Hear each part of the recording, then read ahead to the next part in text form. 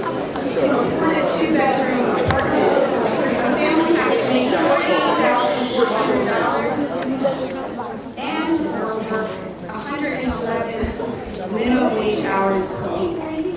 In Ocean County, it's $55,680 or 130 minimum wage hours a week.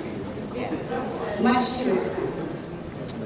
The New Jersey Counts statistics counted 928 people on the one-day snapshot at the point in time in Burlington County, 140 of those chronically homeless, and in Ocean, 430, the 73 chronically homeless. I've been a social worker working with people experiencing homelessness for 20 years, and I have personal experience as a child growing up. What I've learned and what I know is that homelessness happens because we cannot afford housing. We might have other concerns that need support, but in the end, it's because our housing costs are too high. And I know we're here talking about no cuts to housing. I'd like to also say that those cuts are cutting people. We are harming people every day that our society allows homelessness to continue. I'm 30 years away from my experience, but I'm still recovering emotionally.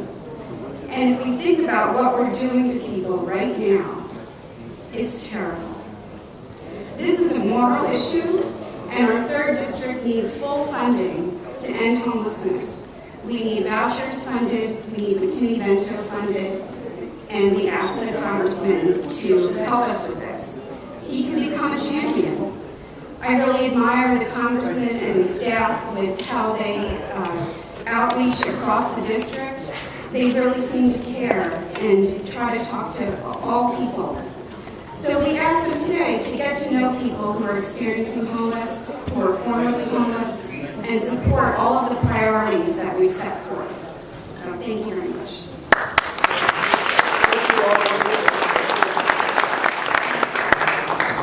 Remember, if you live in his district or anywhere close to it, Ocean County, parts of southern Burlington, come on down because we'd like to send the photographs back. We can't obviously do a photograph the size we did for Senator Menendez. That would be a little difficult. But I want to introduce Bob Clay and Margaret Upchurch, who are going to speak next, and then we have an aide for Congressman MacArthur.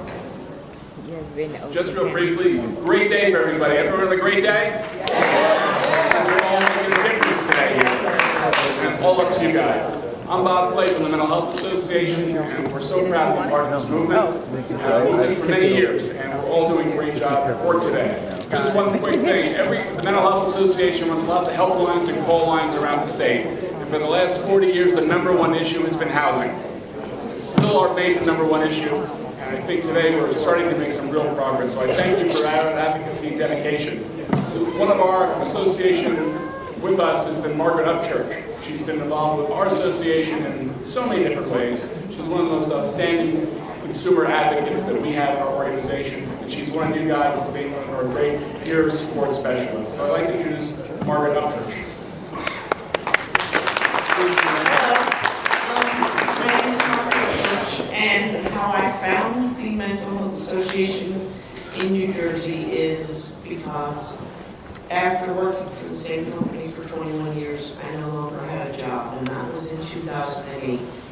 And as you all know, there wasn't any jobs to be had. By 2010, I had lost everything I owned, my house, my car, even my children.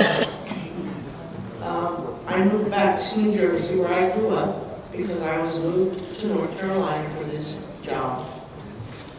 When I got here, I was staying with my sister, who after not even 30 days said I couldn't stay there anymore.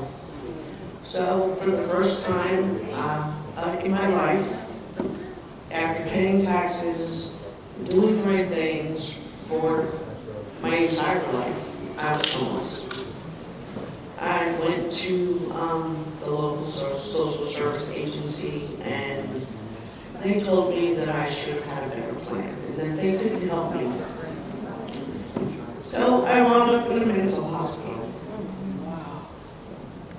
I'm not going to say that I didn't belong there because of what I've been through, because I probably did, And it literally saved my life. It scared the shit out of me as well. You know, I decided then and there that no matter how bad I had it, I didn't have it that bad. So I met up with the Mental Health Association and I attended their groups and I did peer counseling with some of their people. I did get placed after I got out of the hospital because then they really didn't have a choice. I got put in a motel and told to find a place to live. It was January of 2011. There were 20-some inches of snow on the ground. I hadn't been in the state of New Jersey in 25 years, but I moved to my own apartment on April 15th. My social worker said she never saw anybody do it that quickly. But that's how badly I wanted a home. So, I live in Seaside, and here comes Superstorm Sandy. So again, I lost everything I owned and a place to live. I was very lucky in that I found a place very quickly and moved to a place that I really couldn't afford. But I didn't have a choice because every rent in the area was a lot higher than it normally would be because of the storm and the need for rental units. And I've been dealing with that ever since. I was approved for rental assistance through the Sandy program 2 years ago, but I'm still waiting to hear from them. The last correspondence that I had from them was in October of last year. They asked me to resubmit my income information, my bank statements, my driver's license, all the things that I sent them when I originally got approved. I did that. I haven't heard a word from them. Everybody ready for some math? I get $2,135 a month in disability. My rent is $1,500 a month. My electric bill is best ever this month was $377. I have 2 of my children living with me over the age of 21. They can't afford to live on their own. And they can't afford to do anything but work and take care of their own bills. What do we eat on? Gas bill is about $80, $90 a month, and that's only because it's summer. How do you feed 3 people on less than $100 a month? We need someone to do something.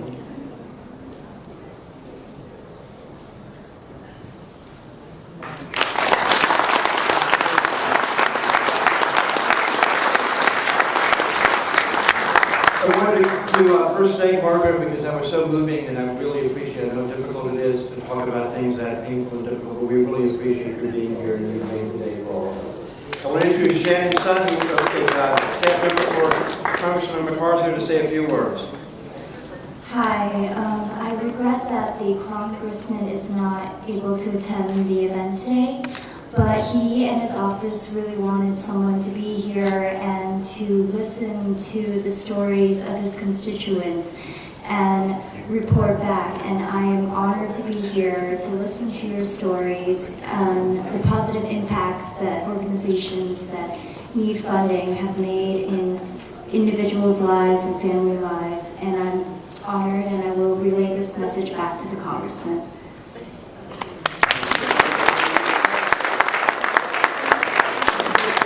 Corey, if you can come down, Imogene Harrington and Beth Brooks.